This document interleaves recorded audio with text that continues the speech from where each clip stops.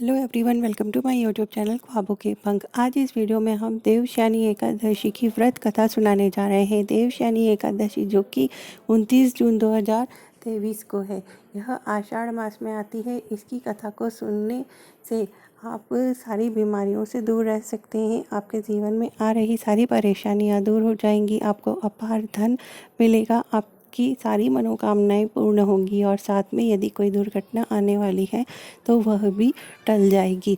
तो आपको देवशयनी एकादशी का व्रत ज़रूर करना चाहिए और साथ में इस व्रत को करने के साथ इसकी कथा ज़रूर सुनना चाहिए, क्योंकि कथा सुनने मात्र से भी इंसान को बहुत लाभ होता है और इंसान की सारी मनोकामनाएं पूर्ण हो जाती है। इसलिए कि कोई भी व्रत करते हैं तो उसकी आप व्रत कथा ज़रूर सुने।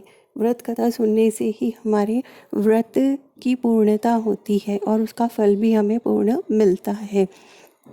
चलिए शुरू करते हैं हम देवशयनी एकादशी की कथा।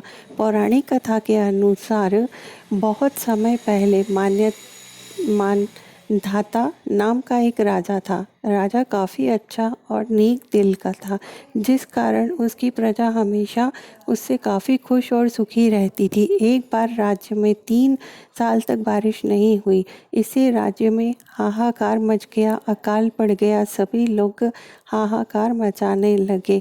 ऐसी अकाल की स्थिति उत्पन्न हो गई तो प्रजा पहले खुश रहा करते थे, लेकिन अब वो बहुत ही दुखी रहने लगे, निराश हो गए। तो अपनी प्रजा का ये हाल देखकर राजा ने अपनी प्रजा को इस दुख से निकालने का उपाय सोचा। वे जंगल में उन्होंने जाना उचित समझा। जंगल में जाते जाते राजा अंगिरा ऋषि के आश्रम पहुंच गए।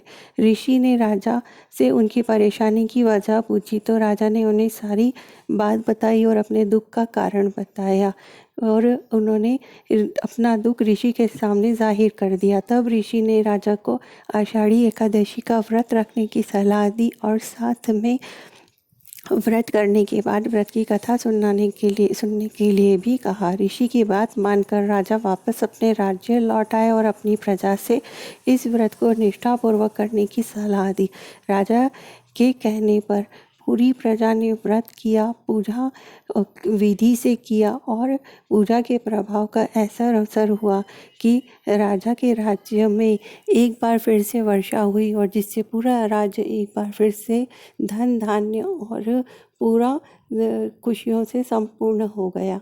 इसे देखकर राजा भी बहुत खुश हुआ और प्रजा भी बहुत खुश हुई और चारों तरफ खुशहाली छा गई। जिस तरीके से यह व्रत करने से राजा और उनकी प्रजा को फल प्राप्त हुआ और उनकी मनोकामना पूर्ण हुई, इसी तरीके से यदि आप और हम भी इस व्रत को करें तो हमारी भी सारी मनोकामनाएं पूर्ण हो सकती हैं।